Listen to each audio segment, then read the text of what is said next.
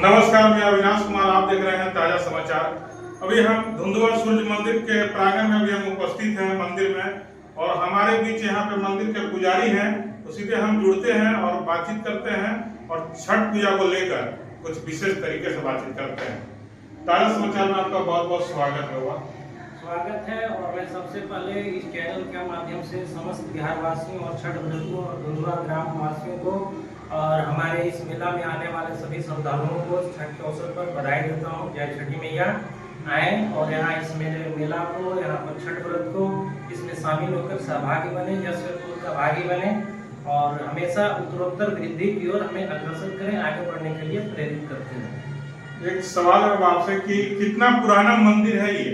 देखिए, अगर इस मंदिर की प्राचीनता की ओर हम लोग अगर ध्यान आकृष्ट करना चाहें तो इसका जो खतियान में 1914 के आसपास बना हुआ है, लेकिन यहाँ जो मूर्ति देख रहे हैं सूर्य भगवान गर्भगृह में जो स्थापित है काला पत्थर का, तो इसके हिसाब से 5वीं से 7वीं शताब्दी ईसा पूर्व के आसपास ये काला पत्थर की मूर्ति का निर्माण प्रारंभ हुआ, जिस समय ये सूर्य मंदिर के भी अवशेष कुछ इतिहासकार के माध्यम से बताए जाते हैं। और उसके हिसाब से अगर अपने पूर्वजों से इसका जानकारी मिले, 1, 2, 3 पीढ़ी पीछे चले, तो वहां तक भी पता नहीं है कि यह सूर्य मंदिर कब का बना हुआ है। तो अब इसके लिए सरकार से हम या एजेंसियों से आग्रह करेंगे कि पुरातात्विक सर्वेक्षण के माध्यम से इसको थोड़ा क्लियर किया जाए, ताकि न्यू जनरेशन को इसके इतिहास का भी अच्छी तरह से जानकारी मिले। और धरोहर की बात करें तो हमारा बहुत ही प्राचीन धरोहर है, और सौभाग्य की बात कहें कि बिहार का मतलब सबसे पावन पर्व छठ, और उसमें भी औरंगाबाद जिला में सबसे फेमस 3 मेला, देव, दुम्हान और ये धुंधुआ ग्राम औरंगाबाद। अब तीनों मेला में मतलब अपार भीड़ आना, एक ही डिस्ट्रिक्ट में 3 बड़े बड़े आयोजन होना, ये अपने आप में धार्मिक दृष्टि से गर्व की बात है। और जहाँ तक सनातन धर्म की संस्कृति की बात करें तो एक मंच पर एक ही समय एक ही स्थान पर सारे संगम का आना, ये अपने आप में और सौभाग्य और सुंदरता को बढ़ा देता है।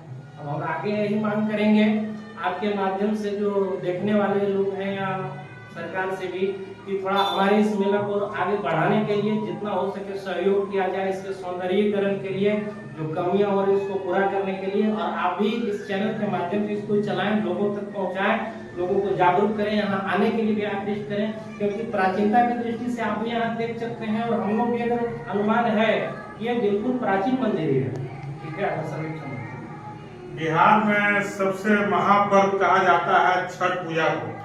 बहुत दूर दूर लोग आते हैं छठ पूजा करने के लिए बिहार में। तो इस छठ पूजा में आप क्या संदेश देना चाहेंगे छठ व्रतियों को? छठ व्रतियों को हम यही संदेश देना चाहेंगे कि बिल्कुल अपने सब कुछ प्राकृतिक से प्रेम जोड़ने वाला, प्रकृति को जोड़ने वाला ये छठ पर्व है। अब इसे उत्तरोत्तर मनाएं और पीढ़ी दर पीढ़ी अपना जो मतलब ये धार्मिक संस्कृति का जो हस्तांतरण होता है, इसमें बच्चे, बूढ़े, महिलाएं, श्रद्धालु, भक्त सभी शामिल होते हैं, सब सीखते हैं और अपनी परंपरा को उत्तरोत्तर बढ़ाते रहते हैं। हम यही संदेश देना चाहेंगे कि आए और इसे धुंधुआ खासकर आने की ओर अग्रसर हो और इस छठ पर्व को मनाते रहें। और आज छठ पूजा का पहला अर्घ है, इसमें क्या कहेंगे? छठ पर्व का पहला अर्घ है तो हम यह करेंगे कि इसको समय से शांतिपूर्ण तरीके से, ताकि अपना मेला है कि कोई समस्या उत्पन्न होती नहीं है, लेकिन शांतिपूर्ण तरीके से अर्घ दें, छठ मनाएं, शांति व्यवस्था बनाए रखें और साथ ही साथ साफ सफाई का भी ध्यान रखें, है कि नहीं। और जो भी कमियां हो रही हैं वो आके हमारी कमेटी तत्पर है, कमेटी पूरा से पूरा सहयोग करती है और आकर हमें सूचित करें। हमारे वॉलेंटियर भी हैं, प्रशासन की तरफ से भी व्यवस्था किया गया है और उसमें जो भी सहयोग हो सकेगा हम लोग सहयोग करेंगे। और एक चीज सबसे बड़ा संदेश कि इस मेला में आने वाले हर एक श्रद्धालु अपने आप में मेला का एक वॉलेंटियर है, एक तरह से वो सुरक्षा गार्ड है। तो अपने आसपास भी जो कमियां या अशांति दिख रही हैं, अपने स्तर से भी ठीक करने का प्रयास करें और कमेटी को भी सूचित करें। अब ऐसा आज तक इतना पुराना मेला सर देख रहे हैं यार, 2 घंटा बाद यहाँ पैर रखने का जगह नहीं मिलता है, लेकिन फिर भी कोई उस तरह की आज तक समस्या उत्पन्न नहीं हुई है, शांति तो नहीं रहा है। फिर भी सहयोग की बहुत ज्यादा आवश्यकता है हमें, क्योंकि ऐसा महसूस किया जा रहा है सभी लोगों की तरफ से। आपका परिचय होगा? मेरा परिचय है, मेरा नाम है सत्यजीत कुमार पाठक, मेरे पिताजी पुजारी हैं श्री प्रमोद पाठक अभी वर्तमान में। इससे पहले हमारे दादाजी जगदीश्वर पाठक, तो इस तरह से मतलब और लोग भी हैं। चलिए, हमारे चैनल में जुड़ने की आपको बहुत बहुत धन्यवाद। थैंक यू सर, आपको भी, समस्त बिहार वासियों को भी जय छठी मैया। अभी हम धुंधवा सूर्य मंदिर के प्रांगण में भी हम उपस्थित हैं और हमारे बीच जगदीश चौधरी जी मौजूद हैं, गेरका पंचायत के प्रतिनिधि हैं। तो हम सीधे जुड़ते हैं उनसे और बातचीत करते हैं, कुछ जानने का प्रयास करते हैं। ताजा समाचार में आपका बहुत बहुत स्वागत है। बहुत बहुत धन्यवाद। छठ पूजा को लेकर ढेर सारी शुभकामनाएं एवं बधाई हो आपको। धन्यवाद। धुंधवा सूर्य महोत्सव को लेकर मनाया जा रहा है, उसमें क्या संदेश देंगे आप? धुंधवा सूर्य महोत्सव मनाया जाए, इसका संदेश ये है, मैं सभी हिंदू धर्म का जो जुड़े हुए हैं उनसे मैं आग्रह करना चाहता हूँ कि भाई एक स्वच्छ ये गीता जब का उदाहरण है कि सूर्य भगवान को हम बना देते हैं पूजा पाठ में, इसमें आप सब लोग जुड़िए और जुड़ करके एक शांति वातावरण में और एक अच्छा संदेश दिया जाए देश के हित के लिए, समाज के हित के लिए। यह सबको मैं आग्रह करना चाहता हूँ कि यह त्यौहार करना चाहिए और यह त्यौहार एक संदेश देगा, आपसी में सद्भावना, एक साफ सुथरा का भावना देगा, ये मैं संदेश देना चाहता हूँ। एक सवाल है सर जी आपसे कि धुंधवा सूर्य मंदिर जो है, धुंधवा सूर्य मंदिर कितने साल का ये पुराना मंदिर है? देखिए, धुंधवा सूर्य मंदिर बहुत प्राचीन पुराना मंदिर है। इसके बारे में हम लोग का पिताजी और दादा भी कहते थे, कब का इसका तो हम लोग अंदाजा नहीं लगा सकते, लेकिन यह कहा जाता है कि देव के बाद धुंधवा सूर्य प्राचीन मंदिर यहाँ पर ही है। हम लोग सुनते आ रहे हैं और देखते आ रहे हैं। छठ पूजा लोग क्यों मनाते हैं, इसका उद्देश्य क्या है? देखिए, छठ पूजा तो हमारे हिंदू धर्म का सबसे महान छठ पूजा है। यह छठ पूजा जो है एक शांति का प्रतीक है, एक जागरूक का प्रतीक, प्रेम का प्रतीक है, आस्था का प्रतीक है। इसके लिए हम लोग मनाते हैं छठ पर्व। हर साल के भांति इस साल आप किस रूप से देख रहे हैं छठ पूजा? हर साल का बात इन साल का और अच्छा श्रेष्ठ बढ़िया है और हम लोग दोबारा मना रहे हैं।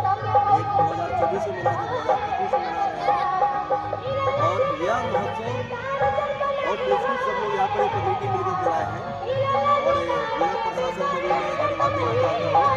संस्कृत हुआ कलप को भी मैं धन्यवाद देना चाहता हूँ कि ऐसी जगहों पर उन्होंने सरकार के द्वारा बनाने का काम कर रहे हैं। हमारे चैनल के माध्यम से दर्शकों को आप क्या संदेश देना चाहेंगे? अपने चैनल के माध्यम से मैं सभी दर्शकों को यही कहना चाहता हूँ, यह एक आस्था धर्म का पर्व है। आप सब लोग इसमें जुड़े और सबको छठ व्रत मनाएं। एक बहुत अच्छा त्यौहार है, बहुत बढ़िया एक त्यौहार है, जिससे हमारे घर में सुख शांति समृद्धि होता है। अपने समझिए कि जीवन का बहुत बड़ा कल्याण होता है। इसलिए सभी से मैं आग्रह करता हूँ कि सबको अपना छठ व्रत मनाएं, जो मना रहे हैं उनका सहयोग करें। जहाँ छठ घाट है वहाँ अपना समय देकर के सेवा करें श्रद्धालुओं के लिए। मेरा परिचय जगदीश चौधरी है, मेरा घर गजराई में है, यहाँ का मुख्य प्रतिनिधि मैं हूँ। ये हमारे चैनल में जुड़ने के लिए आपको धन्यवाद। क्या नाम हुआ सर जी? नागेश प्रसाद। छठ घाट में कैसा व्यवस्था किया गया है? हम लोग तो अपने स्तर से बहुत ही अच्छा व्यवस्था की है, फिर भी कुछ न कुछ कमी रह जाती है और हम लोग हर साल इस कमी को महसूस करके दूर करने का प्रयास करते हैं और दूर होता भी है, फिर भी कुछ कमियाँ रह जाती हैं। उसके लिए हम लोग प्रयासरत हैं। शायद सूर्य भगवान के जो रास्ता का महिमा है उसके द्वारा कुछ हम लोग आत्मबल मिले और हम लोग पूर्णतः व्यवस्था करने में सफल हुए।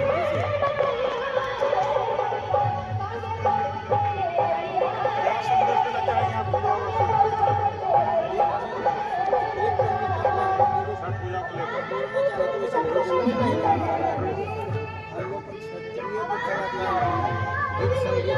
क्या नाम हुआ आपका? चलिए, बहुत बहुत धन्यवाद। ताज़ा समाचार की तरफ से ये चाहता हूँ कि कला संस्कृति विभाग से जो हम लोगों को यहाँ कला प्रदर्शन करने का एक सांस्कृतिक कार्यक्रम का जो आयोजन होता है, उसके माध्यम से हमारे ग्रामीण क्षेत्रों में बहुत से कलाकार हैं जो छिपे हुए हैं। उनकी मेधा शक्ति को अवसर दे करके और उनको ऊपर उठाना, उनको जब तक अवसर नहीं मिलेगा उनकी कला का निखार नहीं आएगा तब तक वो जिला स्तर पर या राज्य स्तर पर वो नहीं आगे बढ़ पाएंगे। इसके लिए मैं ताज़ा समाचार की तरफ से सरकार को या प्रशासन को, जिला प्रशासन को यह आग्रह करता हूँ, इस तरह के कार्यक्रम जितना हो सके अलग अलग क्षेत्रों में हो, तो हमारे जो समाज में छिपे हुए कलाकार हैं, जो कला उनके पास है, उनके पास जो मेधा शक्ति है, उसे अवसर पा करके वो आगे बढ़ने की कोशिश करेंगे। धन्यवाद।